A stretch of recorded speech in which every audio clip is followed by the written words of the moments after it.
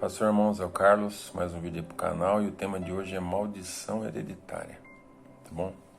Um assunto muito importante que, na verdade, muitas são as igrejas que ainda ensinam que é necessário esta quebra de maldição hereditária, ou seja, Deus cobra na sua descendência, dos pais nos filhos, dos filhos nos netos, aquilo que os pais, os avós, etc., fizeram de errado, né? Deus cobra, né? Se o avô foi ruim, né? O filho vai ser punido. Se o pai for ruim, né? O seu filho vai ser punido.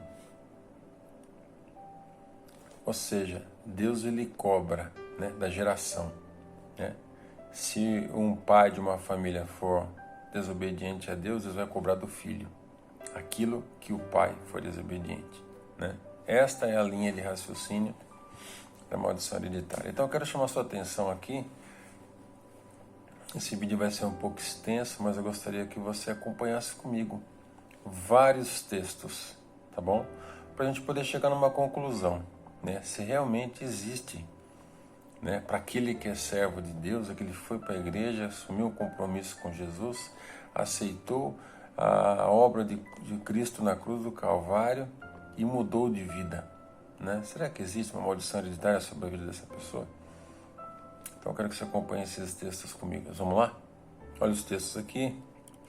Primeiro texto, né? Primeiro texto está em livro de Salmos, capítulo 7, versículo 11 ao 13. Acompanhe comigo. Deus é um justo juiz. Deus é um justo juiz. Um Deus que manifesta a cada dia o seu furor, se o homem não se arrepende. Se o homem não se arrepende, Deus afia a sua espada, arma o seu arco e o aponta, prepara as suas armas mortais e faz de suas setas flechas flamejantes, né? Salmos capítulo 7, versículo 11 ao 13. Mais um texto. Romanos capítulo 1, versículo 17. Porque no Evangelho é revelada a justiça de Deus. Uma justiça que, do princípio ao fim, é pela fé. Como está escrito, o justo viverá pela fé. Romanos capítulo 1, versículo 17. Mais um texto. Deuteronômio capítulo 32, versículo 4. Ele é a rocha, quem? Deus. Ele é a rocha. As suas obras são perfeitas e todos os seus caminhos são justos. Deus é um Deus justo. E Deus é fiel, é Deus fiel, que não comete erros. Justo e reto ele é. Deus é um Deus justo e reto. Deuteronômio capítulo 32, versículo 4. Mais um texto. Jó capítulo 37, versículo 23. Fora de nosso alcance está o Todo-Poderoso, exaltado em poder, mas em sua justiça e retidão não oprime ninguém. Vou repetir, fora de nosso alcance está o Todo-Poderoso, exaltado em poder, mas em sua justiça e retidão não oprime ninguém. Jó capítulo 37, versículo 23. Mais um texto agora, Salmo capítulo 9, versículo 8. Ele mesmo julga o mundo com justiça, governa os povos com retidão. Deus, ele mesmo, Deus, julga o mundo com justiça, governa os povos com retidão. Salmo 9, versículo 8. Mais um texto, Salmo 33, versículo 5. Ele, Deus, ama a justiça e a retidão. A terra está cheia da bondade do Senhor. Salmo capítulo 33, versículo 5. Mais um texto, acompanha comigo. Romanos capítulo 3, versículo 21 a 26. Mas agora se manifestou uma justiça que provém de Deus. De Deus provém a justiça, independente da lei, da qual testemunham a lei e os profetas, justiça de Deus mediante a fé em Jesus Cristo para todos os que creem. Não há distinção, pois todos os pecados estão destituídos da glória de Deus, sendo justificados gratuitamente por sua graça, a graça de Deus, por meio da redenção que há em Cristo Jesus. Deus o ofereceu como sacrifício para propiciação ou para pagamento mediante a fé, pelo seu sangue, demonstrando a sua justiça. A justiça de quem? De Deus. Em sua tolerância. Havia deixado impunes os pecados anteriormente cometidos. Mas no presente demonstrou a sua justiça. Quem é a justiça de quem? De Deus. A fim de ser justo e justificador daquele que tem fé em Jesus. Então Deus é justo e Deus é justificador daquele que tem fé em Jesus Cristo. Romanos capítulo 3, versículo 21 ao 26. Mais um texto aqui. Salmo capítulo 35, versículo 28. Minha língua proclamará a tua justiça e o teu louvor o dia inteiro. Mais um texto, Salmo capítulo 36, versículo 6. A tua justiça é firme como as altas montanhas, as tuas decisões insondáveis como o grande mar. Tu, Senhor, preservas tanto os homens quanto os animais. Olha só o início. A tua justiça é firme como as altas montanhas, né? Salmo 36, versículo 6. Mais um texto, Salmo capítulo 71, versículo 2. Resgata-me e livra-me por tua justiça. Inclina o teu ouvido para mim e salva-me. Salmo capítulo 31, versículo 2. Mais um salmo agora. Salmo capítulo 31, versículo 15 ao 17. A minha boca falará sem cessar da tua justiça e os teus incontáveis atos de salvação. Falarei os teus feitos poderosos, ó soberano Senhor. Proclamarei a tua justiça, unicamente a tua justiça. Desde a minha juventude, ó Deus, tens me ensinado e até hoje eu anuncio as tuas maravilhas. Mais um texto, Salmo capítulo 71, versículo 19. Tua justiça chega até as alturas, ó Deus. Tu que tens feito coisas grandiosas, quem se comparará a ti, ó Deus? Salmo 71, versículo 19. Vamos para mais um salmo. Salmo 103, versículo 6. O Senhor faz justiça e defende a causa dos oprimidos. Vou repetir. O Senhor Deus faz justiça e defende a causa dos oprimidos. Salmo 103, versículo 6. Mais um salmo, Salmo 119, versículo 142. A tua justiça é eterna, ou seja, a justiça de Deus é eterna, e a tua lei é a verdade. Vamos para mais um texto. Isaías capítulo 5, versículo 16. Mas o Senhor dos exércitos será exaltado em sua justiça. O Deus santo se mostrará santo em sua retidão. Isaías capítulo 5, versículo 16. Mais um texto. Isaías capítulo 51, versículo 4 ao 6. Escute-me, povo meu, ouça-me, nação minha. A lei sairá de mim. Minha justiça se tornará uma luz para as nações.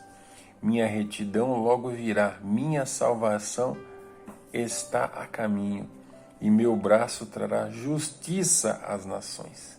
As ilhas esperarão em mim e aguardarão, esperançosamente para o meu braço. Ergam os olhos para os céus, olhem para baixo, para a terra. Os céus desaparecerão como fumaça, a terra se gastará como uma roupa, e seus habitantes morrerão como moscas. Mas a minha salvação durará para sempre. A minha retidão jamais falhará. Isaías capítulo 51, versículo 4 ao 6. Mais um texto aqui. Jeremias, né? Jeremias capítulo 9, versículo 23 ao 24. Assim diz o Senhor: não se glorie o sábio em sua sabedoria, nem o forte em sua força, nem o rico em sua grandeza. Mas quem se gloriar, glorie-se nisso, em compreender-me e conhecer-me, pois eu sou o Senhor e ajo com lealdade, com justiça e com retidão sobre a terra. Pois dessas coisas me agrado, declara o Senhor. Jeremias capítulo 3, versículo 23 ao 24. Mais um texto para você meditar. Sei que o Senhor defenderá a causa do necessitado e fará justiça aos pobres. Com certeza, os justos darão graças ao teu nome, e os homens íntegros viverão na tua presença. Salmos 140, capítulos 12 ao 13. Né? Mais um salmo aqui. Salmo capítulo 11, versículo 7. Pois o Senhor é justo e ama a justiça. Os retos verão a sua face. Pois o Senhor é justo. Deus é um Deus justo e ama a justiça. Os retos verão a sua face. Salmo capítulo 11, versículo 7. Mais um texto aqui. Provérbios, capítulo 29, versículo 26. Muitos desejam os favores do governante, mas do Senhor que procede a justiça. Então a justiça procede de Deus, do Senhor. Provérbios capítulo 29, versículo 26.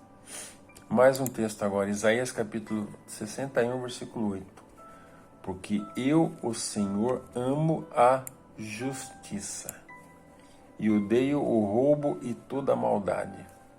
Em minha fidelidade os recompensarei e com eles farei aliança eterna. Isaías capítulo 61, versículo 8. Mais um texto. Miqueias, capítulo 6, versículo 8. Ele mostrou a você, ó homem, o que é bom. E o que o Senhor exige? Pratique a justiça, ame a fidelidade e ande humildemente com o seu Deus. Miqueias, capítulo 6, versículo 8. Mais um texto. Salmos, capítulo 28, versículo 9. Cantem diante do Senhor, porque Ele vem julgar a terra. Julgará o mundo com justiça e os povos com retidão. Bom, diante desses textos, eu gostaria de chamar a sua atenção, para o tema desse vídeo, maldição hereditária. Irmãos, eu creio que ficou bem claro, diante de todos esses textos que nós lemos aqui, que Deus é um Deus justo. Deus é quem faz justiça. E um Deus justo não pega o pecado do pai e cobra do filho.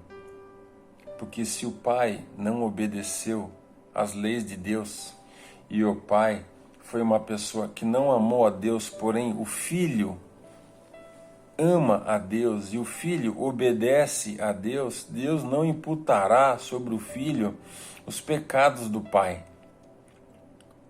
Nós temos que ser lógicos. É impossível nós, diante de tantos textos que foram lidos aqui, mostrando que Deus é um Deus justo, não, Deus não age injustamente. Deus colocar um fardo sobre o filho que era do pai. Isso é um absurdo. Ainda igrejas acreditarem em maldição hereditária. Estou dizendo o quê? Para nós que aceitamos o Senhor Jesus. Aqueles que aceitam a Cristo, se arrependem, aceitam a sua obra na cruz do Calvário são perdoados de todas as falhas, todas as nossas falhas, né? A palavra de Deus nos diz, eu quero que você preste atenção nesse texto, Romanos capítulo 8. Paulo, em sua carta aos Romanos, ele orienta da seguinte forma: portanto, agora, nenhuma condenação há para os que estão em Cristo Jesus, porque a lei do Espírito da vida em Cristo Jesus te livrou da lei do pecado e da morte. Porquanto o que era impossível à lei, o que era impossível à lei? Salvar, né? Visto que se achava fraca pela carne, porque a lei estava presa às tradições da carne, rituais da carne que tem que ser feito anualmente, Deus, enviando o seu próprio Filho em semelhança da carne do pecado, e por causa do pecado, na carne condenou o pecado, ou seja, Deus condena na carne de Cristo o pecado de todos os seres humanos, os que nasceram e os que ainda não nasceram, todos, para que a justa exigência da lei se cumprisse em nós, que não andamos segundo a carne, mas segundo o Espírito. Então, a maldição hereditária, ela foi quebrada na cruz do Calvário. E quando nós dizemos maldição hereditária, antes da cruz, na verdade, a Bíblia nos relata que Deus, quando fala que Deus visita a iniquidade no Pai e no Filho, não quer dizer que Deus ele visita e ele oprime um filho de um pai que não o obedeceu, sendo que o filho obedece a Deus. Ele quer dizer que ele visita, ele vai ali, ele fica observando para ver se houve uma mudança naquela geração. Para ver se o pai não amava, mas o filho passa a amar. Ou o filho também não ama, o neto passa a amar a Deus. É esse o visita. Não quer dizer que Deus visita ele para oprimir ali, porque na verdade as consequências daquilo que nós fazemos vão nos seguir sempre, não adianta, né? Não adianta. A Bíblia diz que aquilo que a gente planta a gente vai ceifar. Então isso é independente de Deus, isso é independente. As consequências que entraram ali em Gênesis para nós são consequências do nosso pecado, entendeu? Deus simplesmente lhe permitiu que as consequências viessem, para que o ser humano pudesse entender que o ser humano sem Deus, ele infelizmente não tem a salvação de Cristo, ele irá de mal a pior. Olha só, né? Mais um texto aqui muito importante, né? E eu gostaria que você meditasse nesse texto quanto à maldição hereditária, se é que você ainda acreditava, espero que você acreditava, não acredita mais nisso, mas eu quero chamar sua atenção aqui, um texto muito importante, e deixa claro, esse texto deixa claro que a partir da vinda de Jesus Cristo e a morte dele na cruz do Calvário, foi feita uma nova aliança, e esta nova aliança, Deus não imputa o pecado de ninguém de uma geração para outra. Está bem claro aqui, eu quero que você acompanhe comigo, tá bom? O livro de Ezequiel, capítulo 18. Acompanhe comigo aqui, olha que interessante. Eis que os dias vêm, diz o Senhor, em que semearei de homens e de animais a casa de Israel e a casa de Judá. E será como vigiei sobre eles para arrancar e derribar, para transformar, destruir e afligir. Assim vigiarei sobre eles para edificar e plantar, diz o Senhor. Naqueles dias, olha só, naqueles dias, ou seja, após a morte e ressurreição de Cristo na cruz do Calvário que ele está falando. Olha só que interessante. Naqueles dias, não dirão mais, o povo não dirão mais, os pais comeram uvas verdes e os dentes dos filhos se embotaram. Pelo contrário, cada um morrerá pela sua própria iniquidade. De todo homem que comer uvas verdes, é deste que os dentes se embotarão.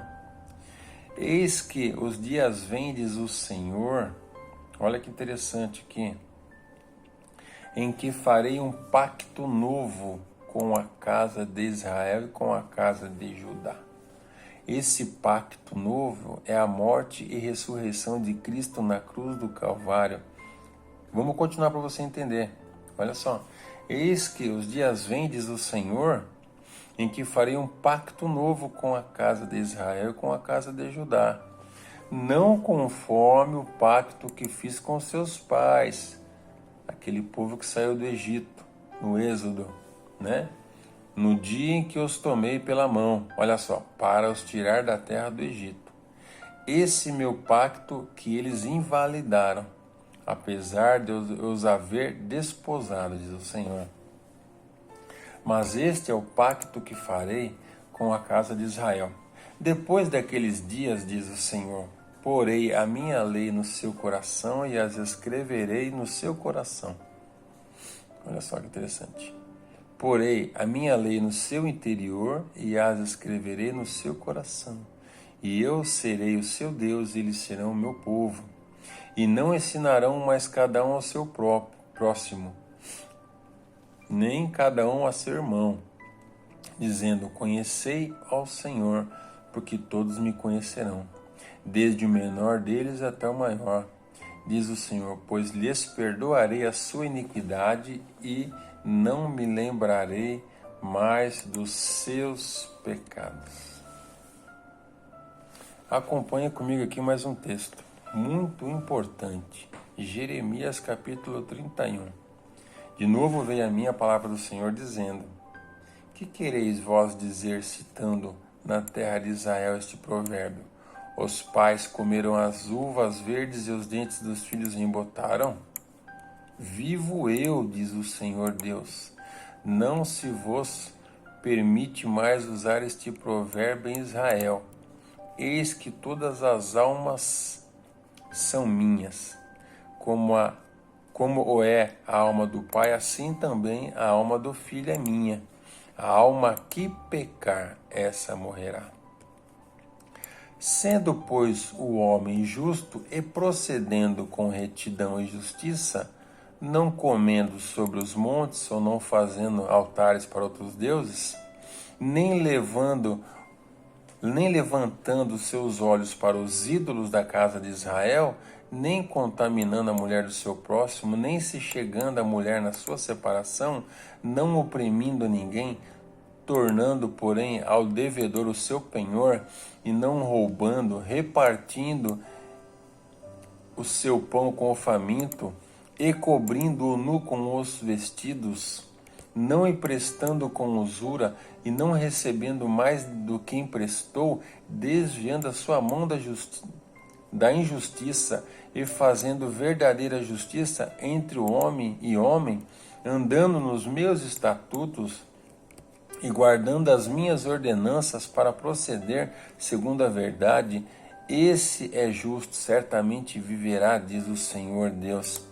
E se ele gerar um filho que se torne salteador, que derrame sangue, que faça a seu irmão qualquer dessas coisas, e que não cumpra com nenhum desses deveres, porém coma sobre os montes, oferecendo sacrifícios aos outros deuses, e contamine a mulher do seu próximo, oprima ao pobre necessitado, pratique roubos, não devolva o penhor, levante seus olhos contra os ídolos, cometa abominação, empreste com usura e receba mais do que emprestou, porventura viverá ele? Não viverá. Todas as abominações que ele praticou, certamente morrerá. O seu sangue será sobre ele.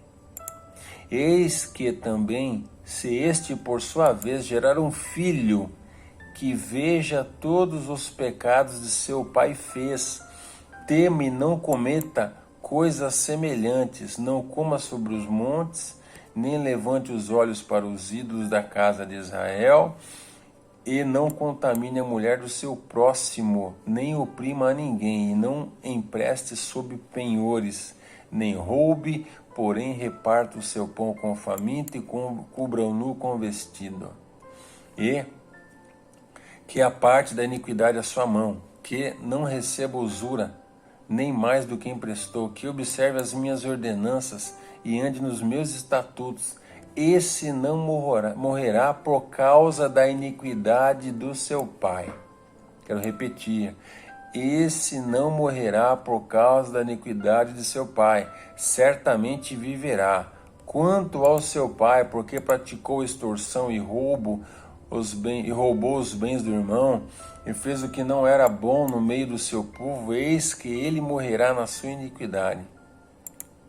Contudo dizeis, por que não levará o filho a iniquidade do pai? Ora, se o filho proceder com retidão e justiça e guardar todos os meus estatutos e os cumprir, certamente viverá. A alma que pecar, essa morrerá. O filho não levará a iniquidade do seu pai, nem o pai levará a iniquidade do seu filho. A justiça do justo ficará sobre ele, e a impiedade do ímpio cairá sobre ele. Mas se o ímpio se converter de todos os seus pecados que cometeu e guardar todos os meus estatutos e proceder com retidão e justiça, certamente viverá, não morrerá. De todas as suas transgressões que cometeu, não haverá lembrança contra ele. Pela sua justiça que praticou, viverá. Tenho eu prazer na morte do ímpio? Diz o Senhor Deus, não o desejo, antes que se converta dos seus maus caminhos e viva. Mas, desviando-se o justo da sua justiça e cometendo iniquidade, fazendo conforme todas as abominações que faz o ímpio, porventura viverá? De todas as suas justiças que tiver feito, não se fará memória, pois pela traição que praticou e pelo pecado que cometeu, ele morrerá. Dizeis, porém, o caminho do Senhor não é justo. Olha só, dizeis, porém, o caminho do Senhor não é justo. Ouvi, pois, ó casa de Israel, acaso não é justo o meu caminho? Não são os vossos caminhos que são injustos? Desviando-se o justo da sua justiça e cometendo iniquidade, morrerá por ela. Na sua iniquidade que cometeu, morrerá. Mas, convertendo-se o ímpio da sua impiedade que cometeu, e procedendo com retidão e justiça, conservará este a sua alma em vida, pois que reconsidera e se desvia de todas as suas transgressões que cometeu, certamente viverá, não morrerá. Contudo, diz a casa de Israel, o caminho do Senhor não é justo. Acaso não são justos os meus caminhos, ó casa de Israel? Não são antes os vossos caminhos que são justos? Porquanto eu vos julgarei a cada um conforme os seus caminhos, ó casa de Israel, diz o Senhor Deus. Vinde e convertei-vos de todas as vossas transgressões, para que a iniquidade não vos leve à perdição. Lançai de vós todas as vossas transgressões que cometestes contra mim, e criai em vós um coração novo e um espírito novo. Pois, porque morrereis, ó casa de Israel, porque não tenho prazer na morte de ninguém, diz o Senhor Deus. Convertei-vos, pois, e vivei. Ezequiel, capítulo 18, do 1 em diante. Amém, irmãos? Então não existe maldição hereditária para aquele que se converte, aceita o Senhor Jesus, muda. Não vamos misturar as coisas, né? Sabemos que existem ainda espíritos familiares ou demônios familiares, né? Onde o diabo ele atuava na vida do pai, porém quando o filho se converte, né? Esse demônio ele sai, há uma quebra de segmento desse espírito familiar, desse demônio familiar. E esse demônio ele sai da família. Porém, depois de um tempo ele retorna para ver se o filho permanece na posição, né? E se o filho estiver firme com o Senhor, ele não irá fazer nada na vida desse filho. Porém, ele sempre vai retornar no filho, no neto, bisneto, para ver se ele vai conseguir achar uma brecha. Não achando essa brecha, esse espírito familiar não atua mais na vida dessa família. Olha o que Jesus fala aqui, né? Para te encerrar, Mateus capítulo 12, versículo 43 e 45. É justamente sobre isso que Jesus fala, né?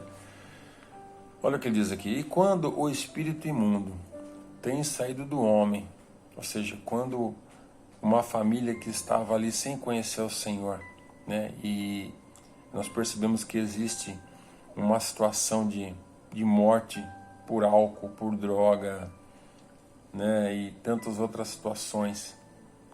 A gente percebe que uma geração para outra existe a mesma coisa, né? Ou seja, um espírito familiar que está ali matando. Tem famílias que 10, 15 gerações, uma das pessoas da família se enforca, né?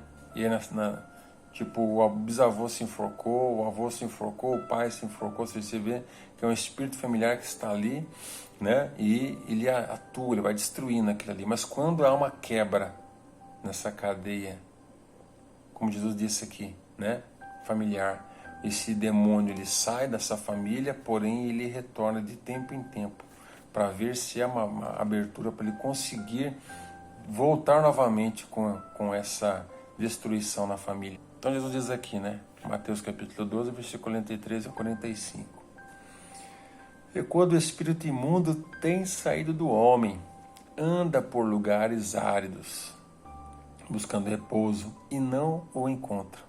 Então diz, voltarei para a minha casa de onde saí. E voltando, achando-a desocupada, ou seja, sem Deus, né? O camarada desviou, parou de ir para a igreja, de buscar a Deus, varrida e adornada, olha só. Então vai e leva consigo outros 7 espíritos, demônios piores do que ele, entrando ali, habitam. Olha só. E são os últimos atos deste homem piores do que os primeiros. Assim acontecerá também a esta geração má. Mateus capítulo 12, versículo 43 e 45. Então aquela família que de repente serve ao Senhor, né?